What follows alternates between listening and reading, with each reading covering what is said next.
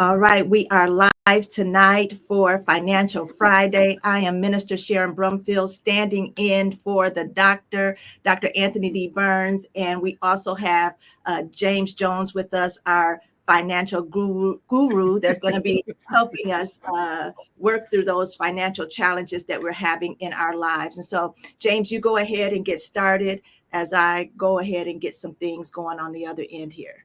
Okay. Hello, everyone. Good morning to all.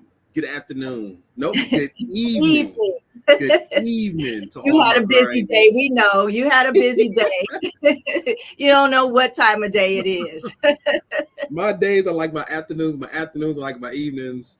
So I wake up at 3 o'clock in the morning and I go to sleep at 12. So I am always moving. So good evening, everybody. Good evening to all my grinders. So I am excited about the next presentation. It's about entrepreneurs. So when you get this information, know that I go hard for my entrepreneurs. And if you want to be an entrepreneur, there's a lot you got to do, but there's a lot of rewarding in doing what you got to do. As an entrepreneur, you have so many opportunities to express who you are and what God has given you. So I'm really big on you finding out what your vision is. I'm really big on finding out how your vision works for you. I'm really big on finding out how you can be the best you. And I'm always trying to meet you where you are. So yeah, that's the kicker right there. And so let's see, as we have a few people joining us tonight, we'll give those grinders a few minutes to join in to hop on this Oh live. yeah. Make sure that you share this live, share it with somebody on your page, whether they're here on Facebook. You can go and join us on YouTube, or you can join us on Instagram. Get this information out about Financial Friday, because I know that it has definitely been a blessing to my life. I've learned so many tips and tools, and I've been able to share them with other people, so that I'm not just keeping it for myself. If I hear someone talking about a financial struggle, boom, I'm jumping in there, especially those resources you shared with us. I was able to share a couple of those with somebody else, so that, Yeah. they know that they're out there. Maybe they don't know. People don't know that you can go into the food bank, or you can go in and fill out for different resources to help you financially with your family. So those were some great tips, James, and we appreciate the diligence and the research that you've done to help us in these times we're trying to get our money up, right? Oh yeah. That was all about. Financial security is for us all. It's the best thing. It's the best thing that we can get for ourselves, is to be able to put ourselves in a position that we are able to not only have something, but have a little bit more to give to our kids.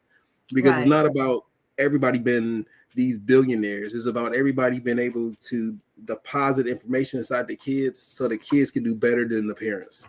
right, I don't exactly. want my kids to do worse than me. They all got to do better. They all got a mission. They got to do better than what dad doing. You got to make the next Yes. step. You got to be the next improvement.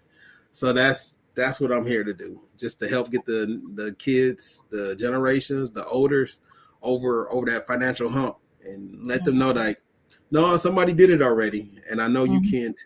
If God can help me, He can help anybody. I'm telling you.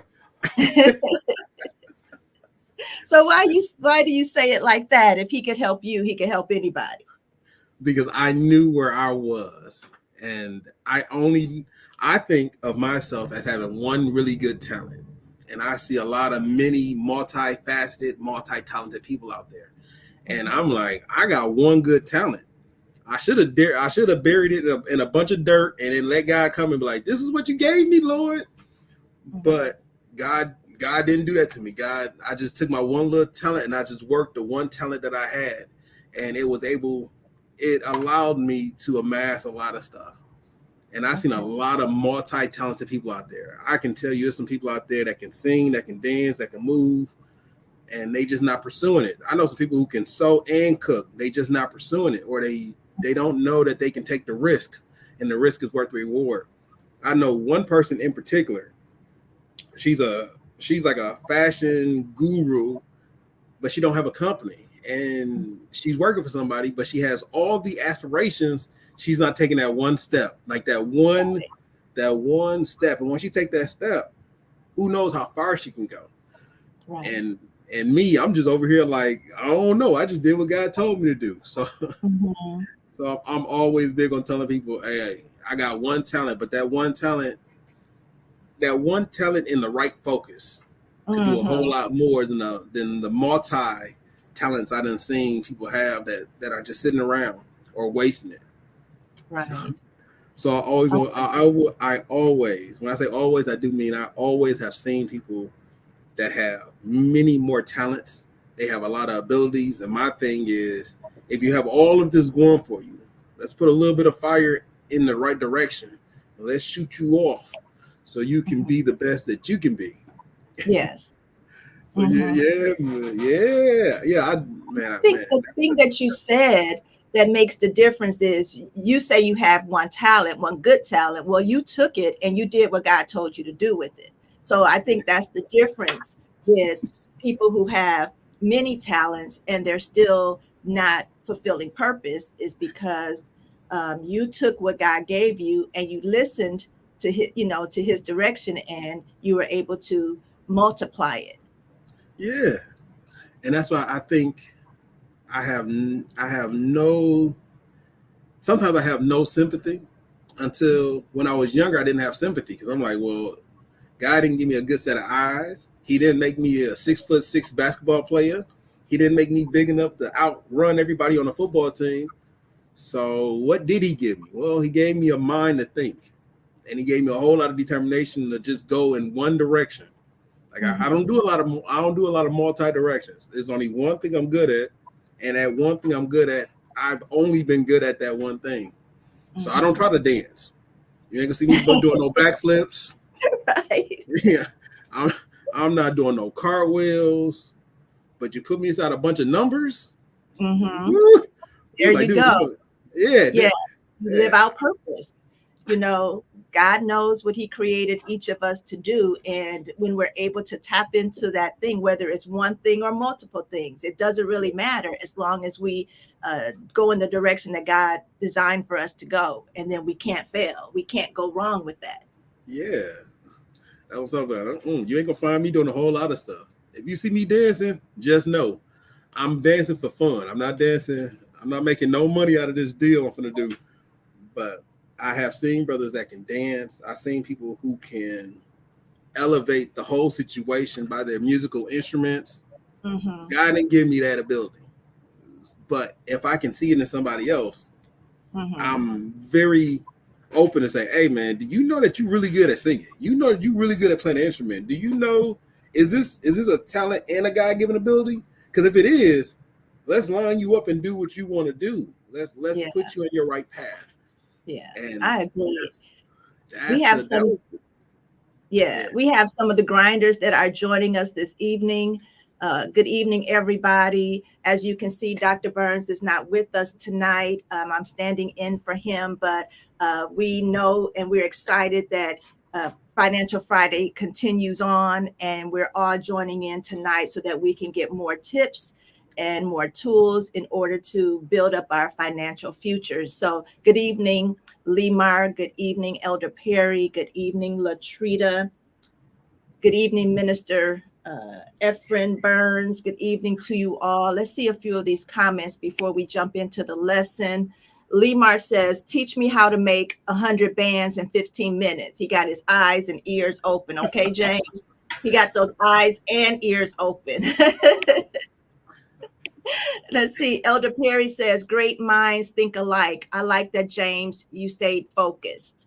Yes, you got to stay focused. You can't follow vision and be all over the place, picking up this and looking at that and following all those different distractions. So, yes.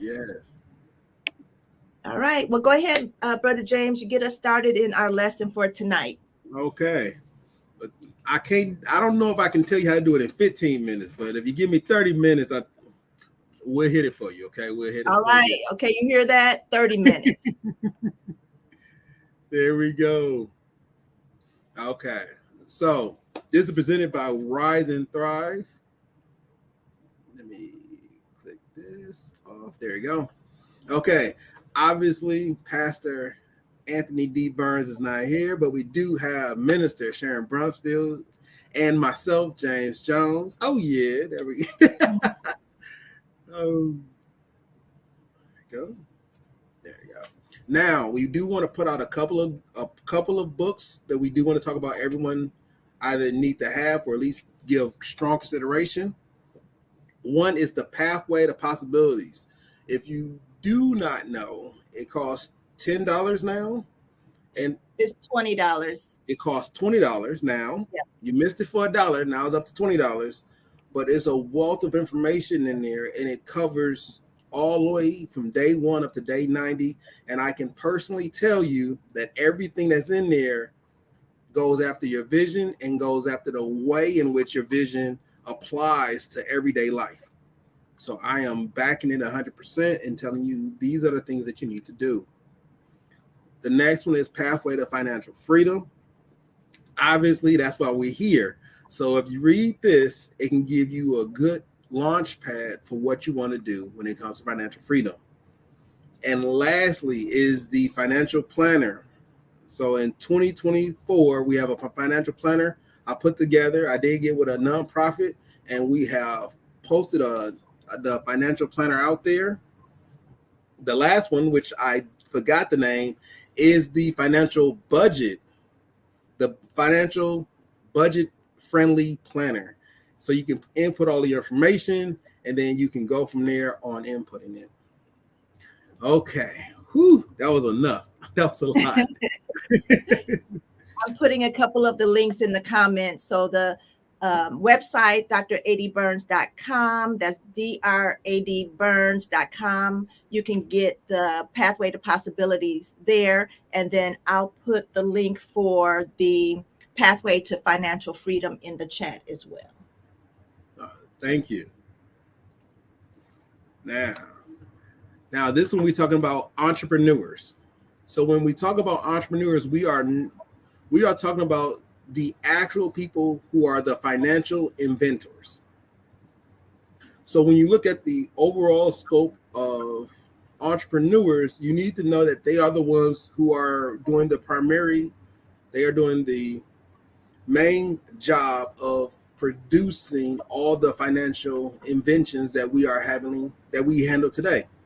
So we're going to go over into what is an entrepreneur, why choose to be an entrepreneur, how to become a financial inventor, how to mitigate the risk, and then what's your next step. Okay. And sounds great.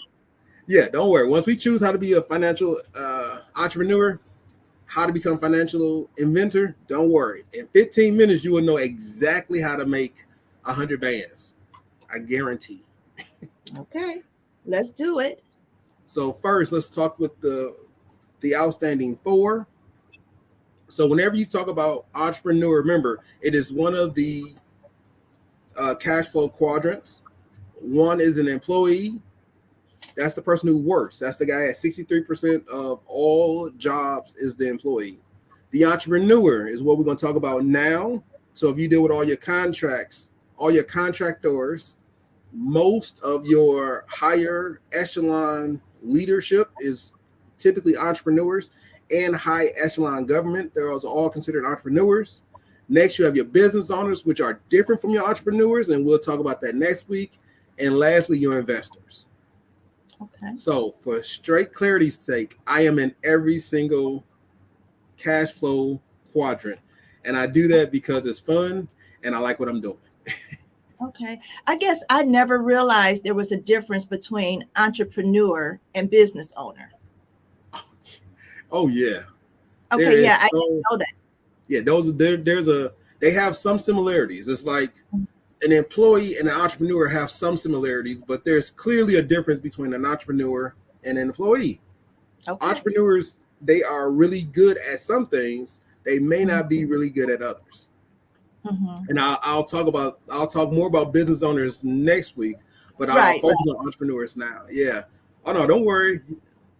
Mm-hmm. Entrepreneurs, they do a lot, and I'll talk about that. Mm-hmm.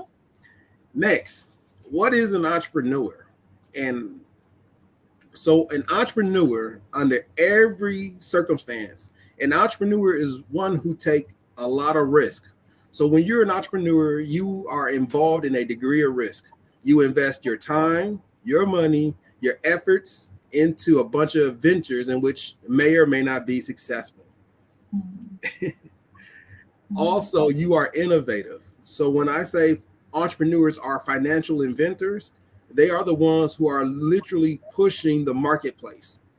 Most of your entrepreneurs are the ones who are innovative in the way in which they're thinking. They come up with new products, new services, new ideas, and they challenge the way everyone does business. That is typically done only by entrepreneurs.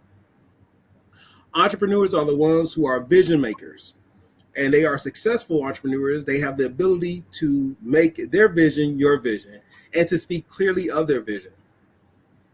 All entrepreneurs by default are typically have a level of leadership. Entrepreneurs use their skills in leadership, one, to lead others in order to become more dependent, and then they also understand each other. They also understand people in their group because they have to inspire other people or the members of their team. They are the ones who are responsible for decision making, goal setting, and steering the business in the desired direction. Okay, tell us more about what you said. The first thing you said that they, um, Are risk takers? no, they lead others to become more dependent. What? Tell us more about that. Oh, okay. So when you are the leader, you have to lead people to be more dependent on you. So as an entrepreneur, the the chemistry or the dynamic is, I'm going to teach you how to be more dependent on me. So as an entrepreneur, as I'm leading, I need you to be a, I think the best way to put it is, as I'm a tree, you'll be the branch. You're Mhm. dependent on me to give you advice, to teach you how to do things, and to be adaptive. So you are heavily dependent on, your employees are heavily dependent on the entrepreneur in order, when it comes to decision making, when Mhm. it comes to exercising rights and authorities. Your entrepreneurs are literally hands-on in almost every decision making and every decision that is coming out the group. To put it Okay. another way, as an entrepreneur, you are the first and only lines of defense. Typically, as an Mhm. entrepreneur, everyone is dependent on you to make all the decisions. They are Mm. dependent on you to understand what the legal ramifications of any decision can be. They're dependent on you to know what the causes and effect of many things are. And Okay. that's So why you're not. So in other words, you're not building up the people around you. They're dependent on you because you need to make all the decisions. You need to do everything. Is that what you're saying? correct. Okay. You are the decision maker. Right. That's why being an entrepreneur, the very first thing about being an entrepreneur is being a heavy risk taker, Mhm. because you're taking a risk. If I am a master electrician and I want to become an entrepreneur, I am typically not always going to be a master electrician. Now I have to be the guy who does the taxes. And now I got to be the guy who's training other people. Now I have to be the guy who can understand personal matters within the situation. Because Mhm. even though you may be a master electrician, which makes you a good employee, when you talk about being an entrepreneur, you're the person handling that scope of operations. Right. Right. Right. This is typically why a lot of your high level inventors typically get with another high level or mid level business person, because as one person is producing a product, somebody else has to come behind and make sure the product is profitable. Got to make sure Mhm. everyone gets paid. Got to make sure all of the receivables are actually being received. So most times when you see a really good entrepreneur, they have a help. If, Mhm. however, if you don't, which is the reason why most entrepreneurs fail within the first 5 years, statistically, throughout every every decade, most entrepreneurs fail is because they don't produce the right partnerships to last. Got it. Yeah, because if you've got to think about every single thing, and you're not, if everybody is dependent on you and no one is being encouraged to assist in any way, yeah, you'll burn out. Yeah, and they do a lot Mhm. of lots. That's why they tell people if you make it past 5 years, you're probably doing something right. My thing is, I don't want to survive 5 years. So if you do this, I want you to make 5 years count. So when you get done with your 5 years, you're actually ahead of the curve. Right. Because some people don't really, they don't bankrupt, they don't go out of business in 5 years, but they're just merely surviving, which means they're a little bit less than ends meet, but they're out there. The goal is, if you're an entrepreneur, you begin to make yourself big enough that another entity either take interest in buying you out, or they take interest in making you part of a bigger entity. But that's for those who have made it, and I'll talk more about that a little bit later. All right. Also, the good thing about being an entrepreneur is that you're very adaptable, which means that as the situation moves, being an entrepreneur, and this what comes with the risk. So being an entrepreneur, you can always maneuver yourself in order to pivot the entire company in order to do what you're telling it needs to do. The problem is, without having enough oversight, you're taking a risk by switching a company around to do what you're telling it to do. And that's one of the problems with being an entrepreneur without being well versed in how the business flows, because these risks you're taking not only affect you, but sometimes they affect you and all of your employees as well. Right. So it is very risk heavy when you talk about being an entrepreneur. Okay. The one good thing is, typically most entrepreneurs are very resourceful in the field in which they are doing. So like I was talking about earlier with the person who had the multiple talents, if that person is a really good seamstress, at the end of the day, that person can really sew. The business may not be doing the best, but that person is producing a really good product. The pricing may be off, the store manager may be wrong, but the entrepreneur originally started with saying, I can do this, and they are doing what they have been called to do. Mm-hmm. So those are the big things to focus on. What is an entrepreneur? Okay. All right. Let's look and see some of our comments here. Latrita says, yeah, that's my exact thought. I also didn't know the difference between entrepreneurs and business owners. And so you'll give us more of the business owner next week. All right. And so I think that is, yep, that's all of the comments. All right. You can go ahead, Brother James. All right. Since I got a little more time, let me talk about some of the differences. Okay. I'll go into what a business owner is next week. But typically your business owners are your system managers. So if you got a financial system, that's typically done by a business owner. So when you go to work, or if you are the person who works, your chief operations officer is typically doing the role of a business owner. They're making sure all the systems that are in play are doing what they're supposed to do. That's a business owner. The difference is, as a business owner, your job is not to take on risk, but to mitigate risk. Your job is to make sure the system that is flowing is doing what it's supposed to do. Like if I was to be a franchisee of McDonald's, I am not an entrepreneur. I own that franchise, but I'm not an entrepreneur. I'm a business owner, which means I am doing nothing but demonstrating the system that McDonald's has taught me to demonstrate. That's all I'm doing. If I was an entrepreneur, I wouldn't be a McDonald's. I'll be a mom and pop, big burger, big restaurant type of establishment. There is no system in place. There is nothing that everyone can go there and request and feel like I'm going to get the same burger and fries that I get from McDonald's, because McDonald's even though you may be a business owner, you're not an entrepreneur. You can't go into McDonald's and say, I'm going to switch it up. We're selling Whoppers now. No, you work for you're a franchisee of McDonald's. You will do the system in which McDonald's is allowing you to do the system in. Those are business owners. There's no knock against business owners, but we gotta know the difference, because now we do have some people who are entrepreneurs and business owners. I am one of those people. I have a system that takes a lot of risk, and I also have, I shouldn't say it like that. I take a lot of risk as an entrepreneur on development and growth, but I also do run an actual system. How do the tenants say, how do we say hi to all the tenants? How do we greet the tenants? How do we talk to contractors? How do we resolve disagreements or differences?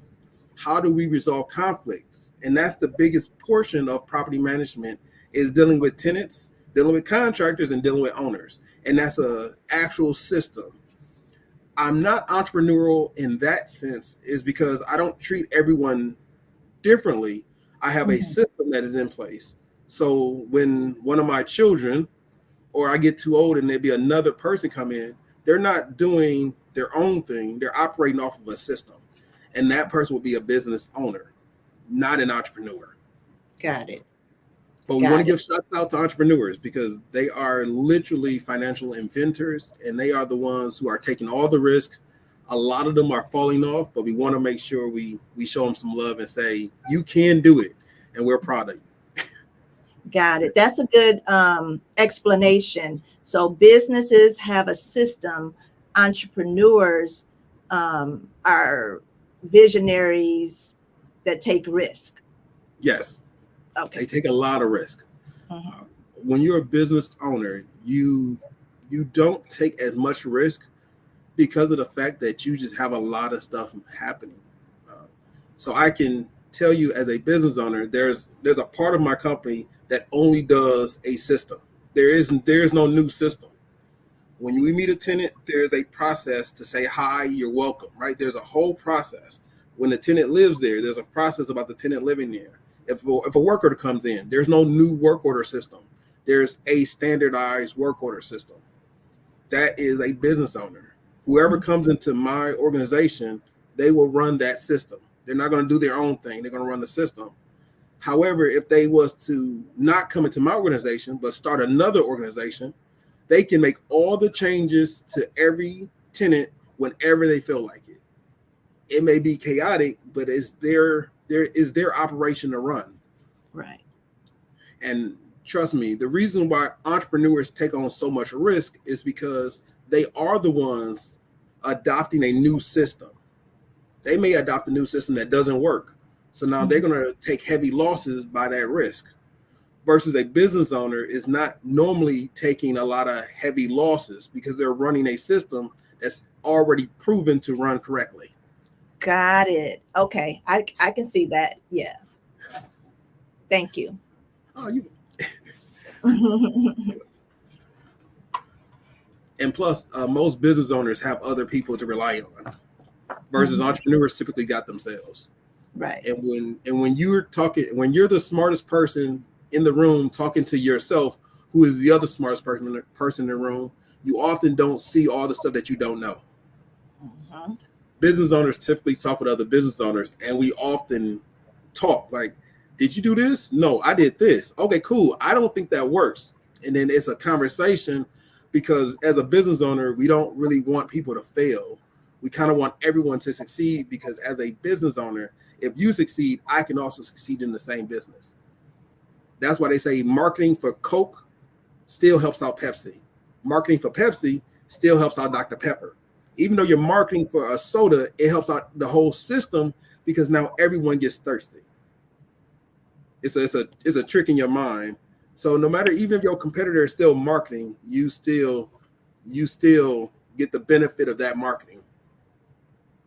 Yeah. So Latrina said explanation on business owners versus entrepreneurs. Yeah, I have a greater understanding of that as well. So thank you for that, because you took the time to help us, because as we're listening about entrepreneur, I'm still thinking, now what's the difference between the business owner and the entrepreneur? So now I know. Oh, Thank you. We can move on to the next one. Okay. Yes. Okay. Now, why be an entrepreneur? Now, I know I talked about how risky everything is, but there's a lot of good things about being an entrepreneur. One, being independent. Your independence, I can't speak more highly about being independent. Being independent allows you to make your own decisions, create your own choices, chart your own path. You're not bound by any structure, any rules. If something don't work, you can cut it out because you are independent. You're an entrepreneur. Also allows you to be creative. Now, the downside is risk, but forgetting the risk, being creative allows you to jump into any market. Being creative allows you to attack any problem head on. So when you are creative, you can think of solutions to the problem that have yet to be even created. And you can say, you know what, I'm going to try something different. And that's what creativity allows the entrepreneur to do. Impact. Most entrepreneurs bring an impact into the community. Because sometimes they're local, most of the time they're local, sometimes they are online. But the ability to bring an impact into a larger community is if you can do what a big company is doing quicker, faster, or more effective, you are now impacting that whole community. And that's typically coming from most of your entrepreneurs. You impact a whole system. The biggest thing about being, or the most economical, is when you are an entrepreneur, you have the financial potential to become enormous. When I say enormous, picture Facebook. Facebook was not known until it was known. And then by the time it was known, it was booming. Right. That was within a 5-year period. It was a small college program. And then it became a small college program. And then within 3 years, it was what? It was national news. Like you had to have a Facebook account. Mark Zuckerberg became, I believe, the youngest billionaire or the quickest billionaire because of that ability to jumpstart everything he was doing. By being an entrepreneur and having the right people around him, he was able to jumpstart what he was doing. Also, being a entrepreneur allows you to learn and grow. So as you are continuously learning through your journey, you may face many challenges, but you are able to problem solve them however you see fit. And when I say however you see fit, I do mean as you grow professionally, you can solve it one way you did yesterday, grow more, and then solve it a different way tomorrow because you have the ability to learn and grow. On also is saying learn and growing, you also have flexibility. Just like I mentioned, you can always shift when as an entrepreneur. If you want to work evenings or you want to work days, you can shift the entire company to focus on those days, those times, because it is your roadmap. You are your own leader. You are your own captain. So by being able to focus and be flexible on what you're doing, you can really position yourself or pivot yourself to be successful in that field. The biggest thing I like about being an entrepreneur is one of the things that I like. It is you can build something meaningful. By being an entrepreneur, if you want to be for Christ only, you can say Christians only. If you want to be for Jesus or God, or if you want to be for yourself, you have the ability to actually do it. You can literally build a whole community and say, my community is for everyone who is downtrodden, because you're building a community to build up those who are downtrodden. Being an entrepreneur, you have the ability to move in that direction without any hindrances. Right. James, can we pause a minute and go back to learning and growth? What are some areas that an entrepreneur would need to get more information or grow? You said they could learn a little bit, grow, keep going, then pause, learn a bit, learn a little bit, grow. What are some things that a new entrepreneur should give us? 3 things they should focus on learning. Taxes is like the very first thing. Most That's a big entrepreneurs, thing. yeah, they just don't know taxes. Yes. Entrepreneurs, if entrepreneurs wanted, this is the difference, because most entrepreneurs start off as employees and then they move into entrepreneurship for a number of reasons. Mhm. But when you become a person in a corporation to your own boss, one of the biggest things that people lose out on is taxes. So as an entrepreneur, if you really want to do this, you got to learn taxes. Secondly, you got to learn how the best way your system flows. So I'll take myself. When I first learned how to do real estate, I had a one-track mind on how to do real estate. I had a one-track mind on how to treat tenants. One track. And it had a lot of holes in that system. What happens if somebody don't pay their rent on time? I don't know. What happens? I just didn't know. Like, you don't know interpersonal skills. So I didn't have a lot of those interpersonal skills built in. I just assumed when I walked into it, everyone would do what I tell them to do. Guess what? It didn't happen that way. So those are the things that you will learn as you grow. I think being a person who started off like that, and then I went to school and I learned, okay, this is how you rectify those situations. Mm-hmm. Good. This is how you deal with interpersonal skills. So as I learned, then I started developing a system. So that's why I can say now, after owning a couple of homes, now I'm a business owner because I have a system that everyone applies to, and it applies to everyone. And I don't have to think about it anymore. Now my contractors and my help can do the system, and I'm monitoring the system. So as a business owner, I can tell you, it's a journey going from an entrepreneur to a business owner. It is a journey. Mm-hmm.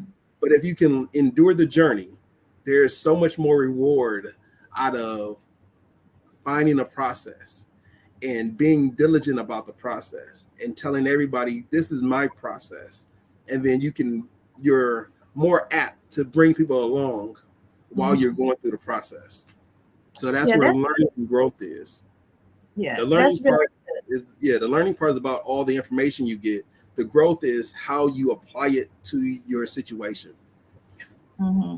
That's really good. I was just thinking, learning about processes and systems and being a part of ministry. Pastor taught me that through being in various ministries in Jericho. You put your process together, you put the system together. If you make a phone call and the person says this is what you say. And if they say this is what you say. And so I was able to pull those things and put them into what I'm doing personally for myself. So processes, systems, they're very much needed when you're starting out. Yeah. But the problem is that's one of the things that we don't learn or we're not taught in the beginning. Mm-hmm. Because when you're first doing it, we often just assume everyone thinks like us. Mm-hmm. And I was guilty. I had that same mindset. I think everybody think like me. How can anybody not pay their bills on time? How could that actually happen?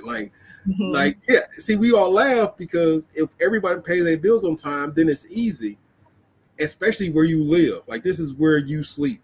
I just assumed, right? I assumed that everyone was going to love where they did live and they're going to pay all their rent on time and nothing would ever be bad. And when it break, they'll see it and they'll respond back to me and say, hey, something's broken. Guess what? Life happens. Yeah. And as an entrepreneur, I had to pivot. Why is this person letting water leak without telling me? Like, why are these things happening? And that's one of the things that you have to learn and then grow as an entrepreneur, because you don't have systems in place. You're building. You're out there exploring, you're taking risk, and you are developing yourself and you're developing the company. So it's this very fun and weird atmosphere as you're developing yourself, you're literally developing a company, and you have to make the distinction as when I go home, the company stops. And when I'm here, the company starts. Like it's a fun way to develop yourself. And I think if I had to do it again, I'll probably do it the same way. It was so Okay. much fun developing those stressors and learning how to cope and deal with people and tell everybody, this is what my thoughts are. This is where we need to go. And then making that feedback. All right, let's check out the comments here, see what's going on over here. Minister T says, Coach T said, you said something right there with having the right people around you. Your purpose partners help make the impact. The ability to pivot is power. It really is. It really is. That's why during, as the pandemic came and stayed for a while, those that could not pivot were no longer in existence. The pivot had to happen quickly so that you could stay relevant. Yes, yes. And that was one of the things that flexibility kicks in. So if you're an entrepreneur and COVID kicked in, guess what? We not going to church no more. What's going to happen? We're going to have to pivot.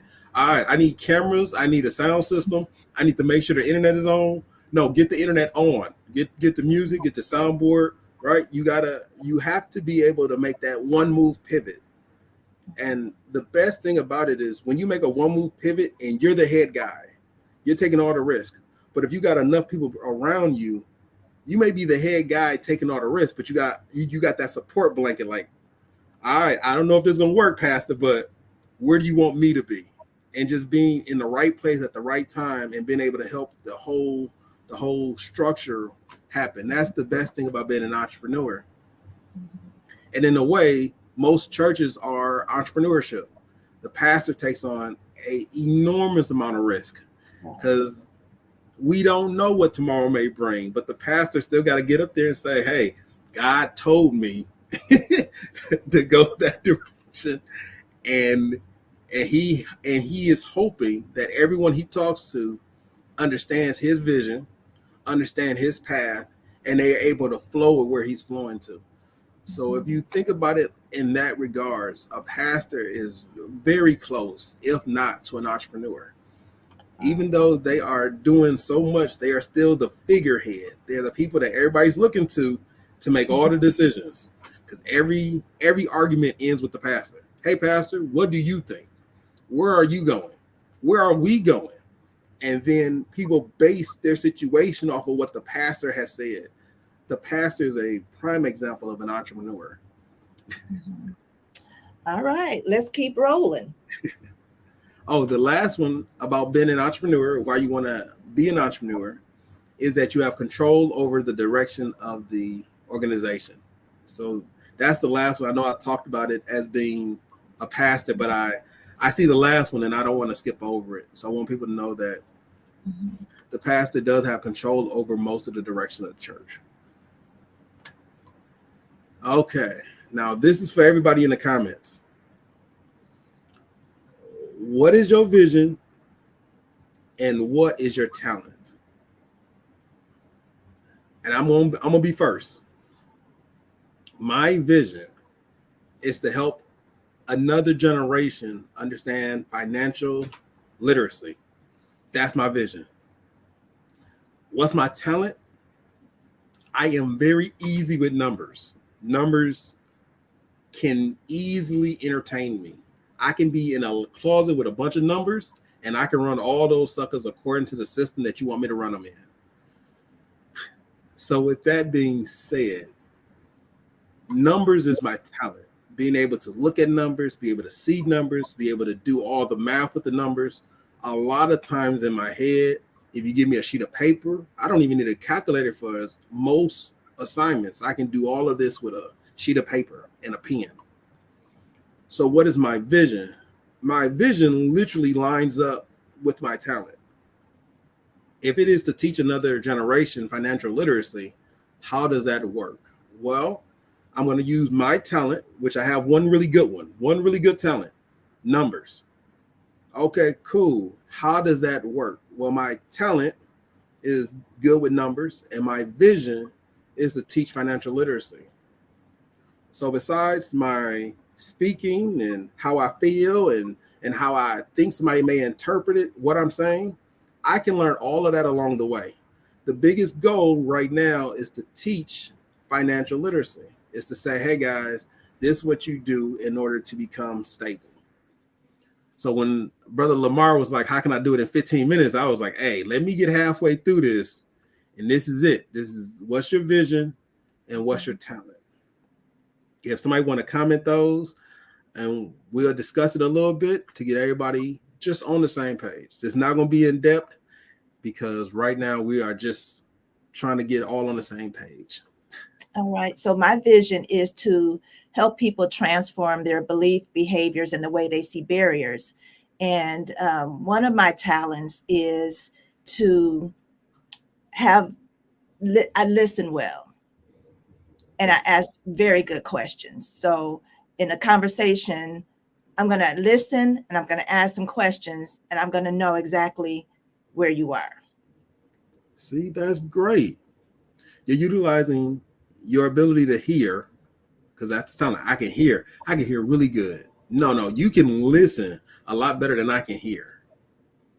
Because as people talking, sometimes I'm already thinking of the answer. they say two words. I'm like, all right, I already got the answer. I know. I already know the answer. She said the screen door. I already know the answer. I already know the exact. And that prohibits me from saying my vision is no. It prohibits me because I know that my talent is not hearing people. It's predicated upon numbers. And I'm glad that you can hear people way better than I can listen, because that with your vision allows you to become a better financial inventor. And I already know that you wrote books. You're Right. a counselor. Mm-hmm. I think you're wrote books. You're a counselor. I think you're a life coach too. Yeah. Right, life coach. Okay, let me. Did I hit all of them? That's good. That's a generalization of what I do. Yep. Speaker. Yep. All of those. There you go. But all of those things here. Let's see what people are putting some things in the comments. All right. Lee Mar, generational wealth, preaching, musician, athlete. Good. Okay. So to touch on that, generational wealth is your vision. Preaching, musician, athlete. If you're not already doing it, you can easily monetize some of the things in which you're doing. Preaching, you shouldn't monetize it, but there is a way for you to make a living preaching. But being a musician, it isn't about just generational wealth. Remember, generational wealth, if you're a musician, look at Marvin Gaye, Tony Braxton. Look at poets like Langston Hughes, Maya Angelou. Generational wealth is being able to tell their story to a whole nother generation. And people are still using quotes from Nelson Mandela, Martin Luther King. Generational wealth just isn't about money, it's about the impact we have on the next generation. So I am fully aware of where you're going. And I hope you the best. Because if you're an athlete and a musician, see that Minister Burns, remember I said all the people that got all them talents, they got all these abilities, and they going everywhere. So yeah, my biggest thing to tell you is that if your focus is generational wealth, make sure that's what you're pursuing. Is everything you do has to have a lasting impact on it. Everything. So when you're preaching, your preaching should be able to be recorded, stopped, and given to another generation, and they could be like, I feel that.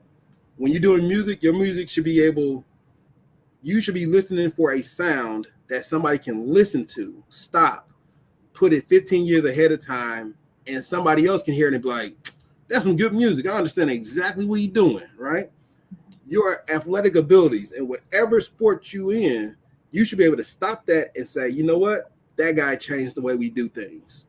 Whether it be basketball, football, baseball, the way you play chess. I don't know if you play chess, but if you play chess, you should be so good that they be like, man, I never even thought about the way he did that move. And that's what generational wealth is. If you look at people like Bobby Fischer, he wasn't even the best when he died. He was the best as a kid. And he was so revolutionary that people made movies about this guy. Look at the guy by the name of Tupac Shakur. He was a rapper. He died at 25. After he died, he had 5 more CDs come out. He had 3 more movies come out. People still use his quotes. People still uses his songs, his music. It's because he was so impactful with the way in which he spoke, the way in which he did interviews, that he became generationally. We got Minister T here. She says, my gift, talent is encouragement. My vision is to assist in the transformation of individuals by impacting their lives with moments of encouragement, with a capital T. Man, that's the best thing ever. Do you know who did that? It was Barnabas in the Bible. Barnabas was this huge encourager. Barnabas was the one that they sent to look at Paul. They was like, hey, we heard this dude named Paul came out, and we don't know if he's good or not, right? Barnabas was like, I'll validate him. So if you're an encourager, you're going to be the main person out there validating people. You're going to be saying, hey, this guy is good. That guy, he need a little bit more work. And I think that's the greatest thing about it, is being able to encourage those to do better, because an encouragement could still be cleansing, an encouragement can still be disciplinarian. An encouragement is still telling them, I see where you are and you can get that much further ahead. So as a financial inventor, you have tons of ways. I know we did talk, I think we talked about a couple of these, so you already know where I'm going to go. You can monetize just encouragement. You know, people sit on the couch and they speak back and forth. And I mean, like some of your influencers, I'm not talking about counselors. I'm talking about people that sit outside and they just answer questions and give encouragement. It's a dude, it's an influencer. He has like a cardboard and he says $1 for love, right? And it's not sexual. He's literally just giving encouragement. And he's an influencer, and all he does is encourage people. What you want to do today? Yeah, I think you'll do really good at this. And he's just an encourager. So being an encouragement is really good. Awesome. You hear that, Minister T? All right, we got, Lemar said, play me when you talked about chess. So you asked if you didn't know if he played or not. But I guess he does, because he said, play me. So you're going to find out. That's the athlete in you. That's athletes. Deacon Boone says, my vision is to have a successful landscaping business that will teach others the same skills. My talent is working in excellence. Oh, great. You know, the best thing about being a landscaper is that it's all about beauty and excellence. A landscaper who can come to a nasty, messed up, they've been walked on like 300 times lawn and say, you know what? I see the beauty in that. I got an eye for the beauty in that lawn. So with that, if that's your love, that's your passion, when you find other people and they get that love and passion, what you create is something called attention to detail. It's real big in the military.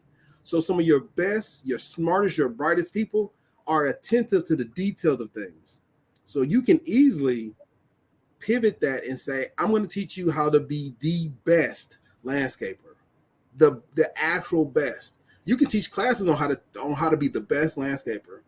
It's a guy, literally, he goes out, he looks at lawns, and he say, this is what I would like to do. He'll take a nasty, dirty lawn. He'll put bricks in it to make a walkway. He'll clean up all 5 of the sides to make everything look nice. Not 5, all 3 sides, and actually that side area that's in front of the sidewalk. I can't think of it right now. But yeah, he gets out, he does the driveway, he cleans everything up. And it's the attention to detail that he's utilizing. And he's showing people, hey, this is how you get this close. This is how you do this. But to monetize that, you're inventing a whole culture who can understand how to be attentive to the little things. Because if we're attentive to the little things, the big decisions are easy. Right. Exactly. Awesome. Minister Millicent says, my talent is to help encourage, motivate, and teach. My vision is to help you understand how to build your future by educating in the beauty industry. Oh, that's consultant. That is like one of the most beautifulest jobs is to be a consultant. And it's also one of the heaviest jobs too. Because as a beautician, you hear all of the news. I guess that's the best way to put it. Whether negative or positive, you're hearing all of that news. So you have the best insight to talk to somebody and to motivate people. When I say they're going to sit in your chair for what, 2 hours, 3 hours, get their hair done, they're going to tell you their problems, and you're going to be like, listen, this is what you need to do. You need to do this, this, this, this, this. So you are in the perfect area to be able to motivate people and to teach people. Just by being a beauty technician, you are easily able to educate people on how to live their life, on what they would like to do. You are in position. The only person close to a beauty technician and being able to talk to people is a barber, because barber talk is going good for males. Being a beauty technician, you are right there in an intimate place. You're right there inside a woman's hair. You're doing everything you can to put everything to make her hair beautiful, but you also have the ability to motivate her. So you are easily in the best area. All right. Thank you. Thank you. Latrita says her vision, empower people to prosper. Ultimate goal is to teach financial literacy as well as credit repair, developing a portfolio, establishing streams of income. Eventually, will return to school to become a financial planner, talent, administrative skills, and encouragement. That's marvelous. See, that's all them. That's all. I think you could financial literacy, credit repair, developing a profiler, a portfolio, establishing streams of income. Like, dude, you are doing a marvelous job. So think of what I'm doing, and you're gonna be doing that in like 5 different areas. That is exactly. That is a great vision to have. So with those areas, I think everyone has the ability to start moving in that right direction. As long as your vision matches, as long as your talent lines up with your vision, you can do what you are successful at. And when I say successful, I do mean God gave me the vision. God gave me the talent. I'm going to line up the vision with the talent, and I'm going to run the race that God gave me. And as you're running the race, I'm saying make sure that you do it correctly so you can build a base of clientele.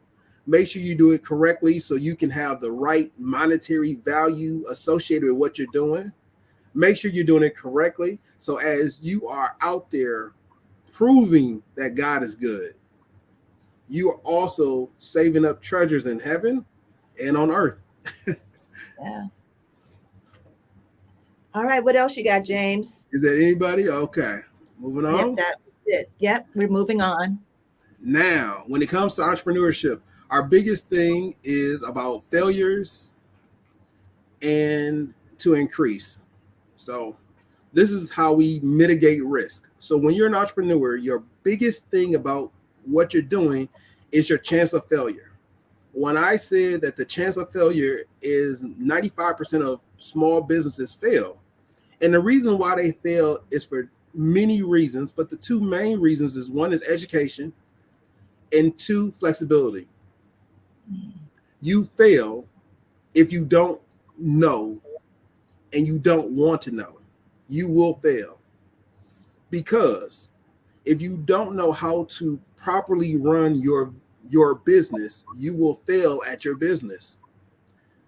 And the reason why you will fail is because you don't know how it is to service the customers. Well, if you're really good at the product, but you're not good at servicing customers, you will fail. You have to learn how to service your customers. If you don't know how to market to your customers or receive your customers, you will fail. Because of the fact that even though you may have the best intentions, if you don't know how to communicate to people or have the problem that I have was interpersonal communicational skills, you will fail because people will not want to talk to you. And remember, as an entrepreneur, you are the face of the company. So if you fail, everyone with you also fails. The next way that you may fail, or we want to reduce that risk, is for you having opportunities to be a better you. Just because you're talented in many of your fields, you must always be able to progress and grow even in what you're doing. If you're not flexible enough to say, I'm good, but I want to get better. If you take the best barber that you can think of, and that person was to stop cutting hair for a week, if you take the best golfer and they stop playing golf for 6 months, guess what? They still have to become flexible to say, what did I miss? What new skills are out there? Is there a new golf club that I can utilize? If you're a barber, you may want to say, what skills did I miss? How can I line this guy up better? What areas? How do I cut waves? How do I cut waves out? How do I cut braids, right? There's new techniques that are always going out. And if you're not flexible enough to do those, you will fail. Yeah. Let me just interject real quick. Pastor always talks about being a lifelong learner. And if we're not, we miss out on the new trends. We miss out on the new ways. If you're, like you said, if you're a barber, there are some new techniques that you may need to learn. There may be some new safety guidelines that you're not aware of if you're not that lifelong learner.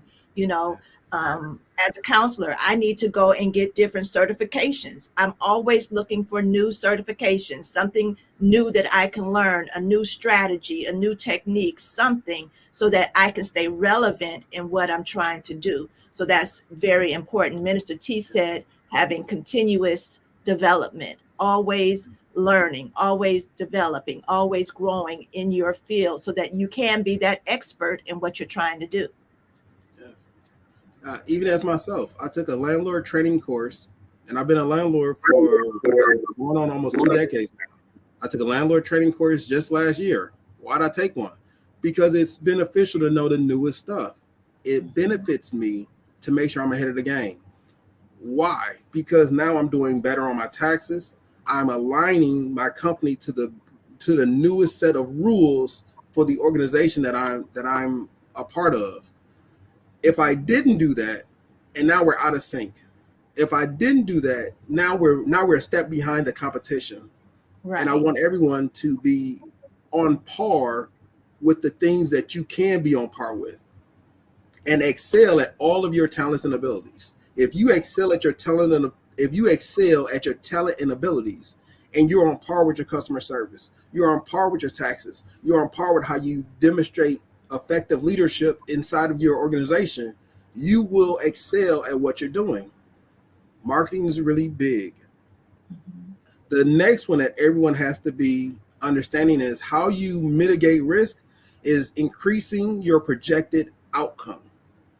As you are reducing those things that you don't know, you must increase those things that you can do.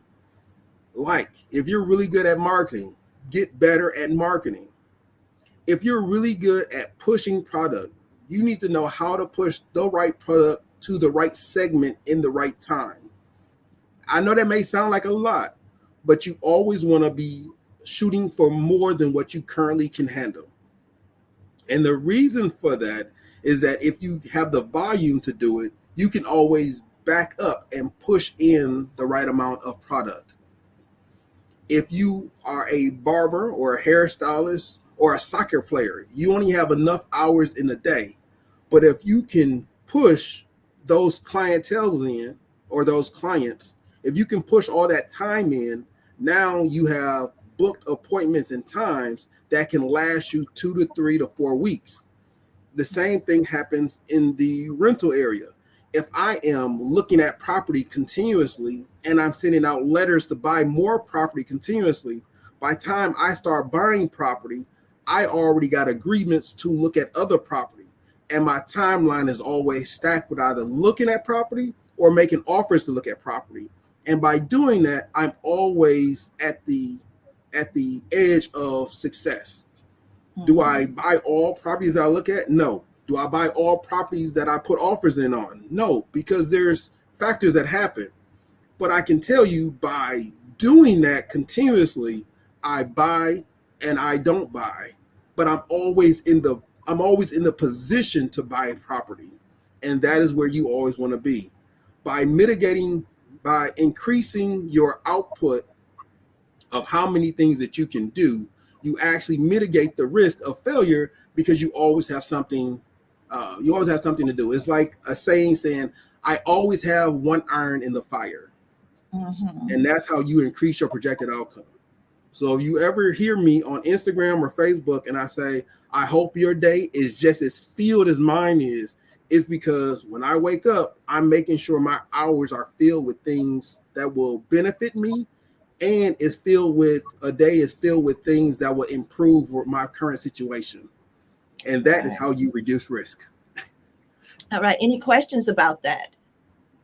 Do we have any questions about that?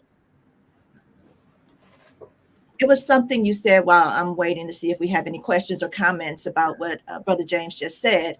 When you talked about taxes, that's a big thing that as an entrepreneur, you really need to know about, or you have a great tax professional that can help you make sure that you're filing the taxes the correct way and keeping up with sales tax use forms and all of that kind of stuff. That was one of those things that I didn't know about, but I had to learn about rather quickly so that I wouldn't stack up fees and things like that. So those are some major things as you're getting into entrepreneurship or starting a business, being a business owner, that you have those type of professionals on your team.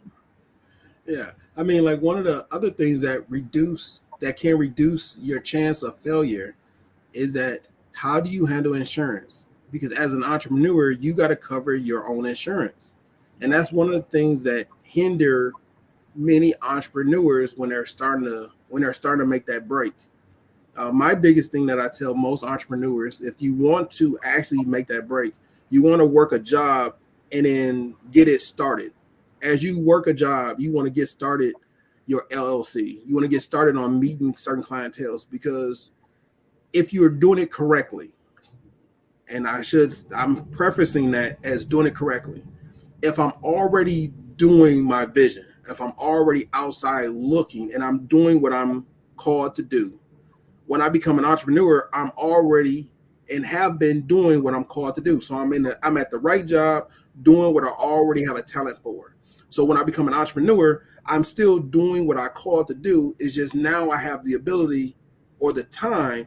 Now I got to learn this new set of information. Your taxes could literally wipe you out if you don't do it correctly. You can get audited, and some people are afraid of the audit. Some people aren't prepared for the audit. I'd rather be afraid of the audit but prepared with having the right CPA or the right accountant. I hopefully won't get audited and not be prepared for the audit. And then that's when the government just charges you for a service that they may or may not have a sufficient proof on. That also can hinder an entrepreneur. When it comes to taking advice, entrepreneurs often think that they are the rightest source, which is hilarious, because if you've never been in the field, how are you the most correct source? Oftentimes when entrepreneurs find themselves as being the rightest person, they often put themselves at risk of being lost or losing or becoming bankrupt. You must always, and I do mean always, be able to accept that a entrepreneur does not know everything. On my best day, I don't know everything. I don't know how to stud a wall in a 360-degree angle so they can get a bunch of pipes through it. I don't know that. I do know that I got a contractor that can do all that. I don't know what all the regulations is for every electrical appliance security code. I don't know that. However, I do know a guy who can come in and he can talk to the inspector and make sure all the electrical appliances have the right security amplifiers, the circuit breakers, the wiring is done correctly. I am not the know-it-all of everything that I'm doing. I am merely a person who is allowed to be in that position. I trust the people that I bring in with me. So when they say, hey, guess what? We need to take this wall down and we need to fix the plumbing, I'm going to trust that they are doing their professional job. And I'm going to say, yeah, let's do that. And I got a story for that on another day. But yes, having the ability to say I am not the smartest completely increases it sufficiently reduce my risk or mitigate my risk for failure. Yes. I agree. I totally agree. There are some times when I have to refer people when that's above me. That's not something that I need to try to handle. I have people that I can refer. Okay, I'll refer you to ABC. They'll be able to help you from here. We got to know where our knowledge stops, and that's okay. And I think that's a good thing. I mean, it makes you more credible to tell somebody I don't know something versus you hindering your reputation by telling them, oh, I know exactly what to do. If you don't know, then you just don't know. The benefit of being able to doing it yourself is over. Exactly. That's it. That's it right there. I think that's the best statement ever. Doing it yourself is overrated. It is so overrated. And as an entrepreneur, that if you want to do it in 15 minutes, I'm telling you right now, don't do it yourself. Link up with people. You could be an entrepreneur and still have partners that you talk to. You could be an entrepreneur and still have people that you confide in. Yeah. If you do that on a personal level, think about all the friends that can tell you right from wrong. No, you still have your own free will, but sometimes you got to confide in your brother or your sister and say, hey, guess what? I'm thinking about doing something crazy. And they're going to tell you that sounds ridiculous. You got to be adult enough to take their information and say, you know what? That might have been crazy. Yeah. Because by doing that, you allow yourself to grow. Because some things you just don't see that a friend of yours probably already seen. Like, I seen this side of you. Let's not be in this crazy scenario together. And that's how you can reduce your risk. Yeah. There's Pastor always says, and I can't say this quote verbatim, but it's, you got to have people that you trust to tell you what to do and you do it. You got to have those kind of people around you to say, no, you shouldn't do that. That's not going to be a good idea. Or, I see you already tried this. How about you try this? And we listen, and then we do what they say. Yeah. There's nothing wrong with saying, I don't know. And that's why I think is really good. I had a dentist. My dentist is a really good dentist. I think she does a really good job. But guess what? She's not the one who cleans my teeth. The person who cleans my teeth sometimes has to ask for help. What do you mean? They just cleaning teeth. Yeah, they cleaning my teeth. But guess what? If that person has to ask for help, I don't feel bad that they say, hey, you know what? I don't know how to get this. And then they go get somebody who can. Like, that's not a hindrance to me to have somebody clean my teeth. It's not the dentist. I think it's called a dental tech. Yeah. I mean, if you go places, before you see a doctor, you always see a nurse. Why? Because the nurse is there to handle the small things that can easily accelerate what you got going on. Let me check your blood pressure. Let me check your finger. I know. I went to the doctor enough times. I went to the dentist at least twice a year. Because these are the things we do to keep ourselves healthy and to keep ourselves moving.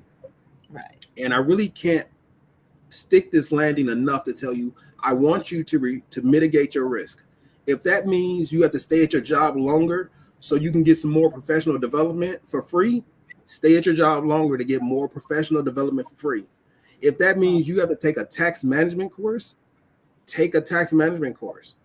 If you want to increase your projected outcome, you may have to take a marketing course. Why? Because the way to see people is marketing. Marketing is a lot different than a commercial on TV. Most of us don't watch the same network anymore. It's not the 16 channels that it used to be. Now it's Netflix, Hulu, Right. Facebook, YouTube. You have a lot of different avenues to meet people or look at people. Well, I think LinkedIn got a streaming service now. So you Oh, got wow. all of these different avenues. So if you said, "Oh, I'm going to just make a commercial," why don't we understand what marketing is and how to monetize marketing? So you can hit every platform, every system. You could be on every social platform, every streaming service, and that way you can be a better version of yourself. Just so everyone's tracking. I don't understand my own marketing. I don't. I literally listen to somebody tell me, "Hey, guess what? Since you're right in this area, now you can mitigate to this area. If you're in this area, let's move to this area. I'm going to keep you here, but we're going to move to the next area. And I'm going to keep you here and we'll move to the next area." Because at the end of the day, I want to be successful in my area before I develop into another area. That takes marketing, and it takes someone smarter than me in a certain situation that he went to school for. So he can speak to me and I can take his advice and I can choose not to do it or to do it. So far, I have been doing it and it has been showing results. Okay, awesome. I just want to define mitigate just for those who are following us and like, okay, mitigate. What in the world is mitigate? And that means, reduce, make less, severe, alleviate. So it's to lessen, to make less. And then we have a couple of comments over here. Let's see. Deacon Boone says it's a good thing. He's talking about when we were saying listening to other people, or it says, I tell people I don't do fertilizer because I'm not burning up your grass. So, when you're talking to people and you're doing the work, sometimes they want you to do things that you're not able to do, but having that good communication can go back and forth. What are your thoughts on that, James? So I think his vision is grass cutting. No. Yes. His talent is grass cutting, and his vision is teaching people how to grass cut properly. And I was saying something along the lines of, I like that because it teaches people attention to detail. Mm-hmm. And I'm really big on attention to detail, because if we make small decisions, the big ones are easy. If your small decision is, I will pick up trash, and you make a decision to pick up trash, not that they will be trash on the ground, but you make a decision, I will pick up trash when I see it. If you make that decision, when you see trash, it's not going to hurt your soul. It's not going to make you feel bad. You made a decision mentally. Now you're just doing what you're supposed to do. The same is true with grass cutting. I don't use fertilizer because it burns up your grass. That's an attention to detail. So if he meet a customer and the customer says, I want you to use that good fertilizer, he's going to say, the best fertilizer is no fertilizer. We don't use fertilizer. But I can get all the weeds out by making your grass healthy. That's what I'm assuming he's about to do. He's about to make the grass healthy. By having a healthy grass, you can cut out all the weeds easily by having a healthy grass. Awesome. I think, I got, side note, I got weeds only because one of my daughters came home with a bunch of dandelions and was like, look at this, Dad, and blew them suckers in my yard. Yeah. You gotta love kids. You gotta love them suckers. Yeah, they don't know those are weeds. But thank you, Minister T. She said, even when you don't want to do it, finishing out that quote from Pastor Burns. And we listen to people. We have those people around us that we'll listen to even when we don't want to listen to them. So thank you for finishing out that quote for me. Deacon Boone also says, I can refer them to someone that knows how to use fertilizer. Yes, you can. See, and that's the other thing. If I don't want to do it, I got somebody else who can do it. It still makes me use. It doesn't weaken my style by doing that. It makes me more credible. Right. So that's how you mitigate risk. On to the next one. So now the next thing is, what is your next step? So for everybody out there, it seems like everybody has a vision, and it seems like everybody has a talent. Some people have multiple talents. Some people have multiple visions. So as long as we have multiple talents and multiple visions, now we have to do the easy work. Write it down. It's a book that I would like to refer everybody to. Hopefully everyone is using this one book. It's called Pathway to, y'all got it, Possibilities. If you read the book Pathway to Possibilities and you followed it directly, you will see that your vision is being, first you write your vision to make it plain. Then you focus your vision on how does this help other people? How does it help your people, your personal family? How can you help other people achieve their vision? How are the people around you? So everything that's dealing with your vision in the sphere of your influences are all wrapped up in the book called Pathway to Possibilities. If you haven't read the book Pathway to Possibilities, I want to tell you your next step should be clarity and focus.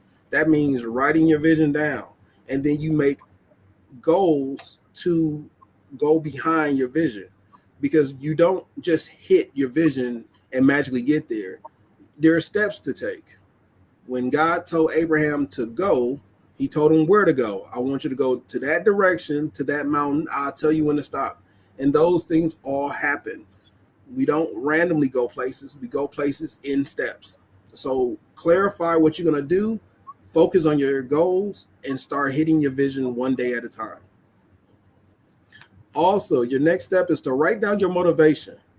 Because if you're not motivated to do something, chances are you're not going to do it. If you're really motivated to do something and you wrote it down, you know what your motives are. My motivation is a whole generation of people that I know need my assistance. My motivation is my kids, to make sure that they understand that they have a dad who loves them, and that this is the way to be financially stable. My motivation is based on everything that is pushing me to get it done. So you got to know why you're doing it. The next one is measurable progress. As you take your steps to hit your goals, you got to measure out your process. You got to celebrate those little things. So if you're paying off your debt and you got 20 different credit cards, when you pay off one, celebrate. It don't got to be magnificently fancy. It just has to be a way for your mind to understand what you're doing, and you can celebrate that as well. The biggest thing I can tell you is one that I focus heavily on, is time management. So with time management, you got to be able to make sure you're doing a day's work. When I say a day's work, I'm telling you there's 24 hours in a day. I sleep a good 4 hours, maybe 6. Some people sleep 8, but you got to have a actual plan in place of how that looks in your day. Or do you wake up early? Do you go to sleep late? How does that look? And then you plan out what you're going to do today. You don't got to plan out every minute. You don't have to plan out every hour, but you need to have an idea or a good plan of what you will accomplish in that one day. And then by doing that, day in, day out, you will accomplish your goals. So just like with our finances and our money, we need to give our money an assignment. We need to give our time an assignment. Yes, everything has an assignment. When God created the world, he gave it an assignment. This is what it will do. What do you mean? The sun will spin around. The earth will spin around the sun. How do you know that? Because it's always been happening. It has never not happened. No matter what a scientist tells you, it has never not happened. It has never not happened. The sun has spent the entire time of human generation. The earth has spent around the sun the entire time of human generation, and it will continue to spin until God tells it to stop. So if we have time, you got to make sure that your time is managed. Oh yeah, time management is crucial, because you will be lackadaisical and you will lose your entire life being lazy. So that's good. Dude, I give everything an assignment. I give my kids an assignment. I think the best thing for us to do is to be disciplined about what we are doing. And by being disciplined means that you have to give things an assignment. You have to say, I'm doing this for, I'm building this for. And if you have to look in the mirror every day and tell yourself all your visions first, my goal, my suggestion, my wink wink is go and tell yourself this every single day. Hey, guess what? I gotta do this many posts today. Hey, I need to do this much hair today. Hey, I need to read this many chapters today. And when I say you make an effort, I tell you, you make every effort to hit all of your goals that you set forth. If your goal was to pray for 10 minutes, work out for 30 minutes, run a 2 mile, get back and read a bunch of letters, guess what I want you to do before your head hits the pillow? You should be making every effort to make sure that you pray for 10 minutes, you work out for 30 minutes, you do your 2 mile run, and you go back and read a bunch of letters. I hope that if you was to set yourself up and you was to do this continuously, you will see yourself hitting these goals and going closer to your vision a lot faster than you can ever think or imagine. Because as you hit a goal, you're getting close to your vision. You just don't know that you're closer to your vision. You're just hitting goals. And then Right. you'll be in your vision and you may not even know it. All right. So what else you got? I want to say, I think that's the last one. Yes, that is it. All So right. Well, this was Rise and Thrive. yes, this has been really eye-opening. I've gotten some new information today, some new definitions, understanding the difference between entrepreneurship and business owners. So, yeah, this is some great stuff. What do you guys got going on in the chat here? Any questions for James before we close out for tonight? Let's see. I don't see any questions. While they're thinking possibly about questions, I want to remind everybody that Dr. Burns and Lady Burns are having the Love and Laughter Tour, which is on February 10th. And right now, there's special pricing until January 27th of $75. After the 27th, it is $100 for each couple. Also, there's an opportunity for you to come at no charge at all. If you register 2 couples to attend, your registration for the tour can be absolutely free. All they would have to do is, at the time that they're registering and paying for their tickets on the website, dradburns.com/events, they would just need to list your name, and you will get contacted and you will know that your tickets are free for the event. I'm excited. I can't wait. You know, February is Love Month. So we're looking for lots of couples to come and have an amazing time on that evening. All right. I don't see any other questions, but Latrita did say great presentation. It was enlightening. So thank you again, James, for another amazing Financial Friday. Do you have any closing remarks? Anything you want to Yes. close out? Brother Lamar, if you want to skip back to mitigating the risk, I think that's very important for all of us to understand and know. And the other one about determining your vision. If I ever had to tell anybody anything, if you know your vision and you know your talent, I want you to master it. Master what your vision looks like. Know what the taste of what victory tastes like. Know what the smell of it is. One of the biggest things that God gave me was I know how my vision looks.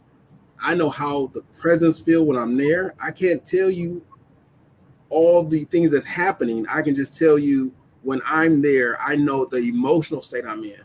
I mastered what my vision feels like. I mastered the essence of what my vision is when I get there. And right now, what I'm doing right now is putting me in close proximity to what my vision is, and that is making sure another generation knows about financial literacy. and I can feel it. I can taste it. This tastes good. The biggest thing I can tell somebody is next out of that is reducing risk.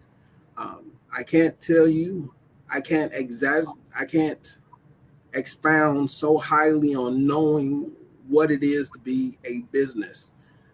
The things that can hinder us is pretty much us. The things that you don't know can in fact hurt you. So as you rise and thrive, I want you to know that there's a lot of information out there. There's a wealth of information, and taxes is one of them. If you don't know, get somebody. If you don't know how to manage your employees, get somebody. If you want to know how to manage your employees, get somebody. You don't have to go at this alone. You can always partner up with somebody who may not be in the same field. So they're not trying to steal your idea. They're not trying to take over what you got going on. They're only trying to show support and love. That's one of the biggest takeaways that you can do. And one of the biggest takeaways that those two slides are where I would like everyone to, if you can't do anything else, focus on that last 15 minutes and make sure your vision is right and you're mitigating your risk is right. All right. Well, thank you, James. Amazing show tonight. I'm gonna go back because I was engaged. I'm going to go back and watch it so that I can take my notes and get the things that I need to glean from it tonight. And so would you like to close us out in prayer? Yes.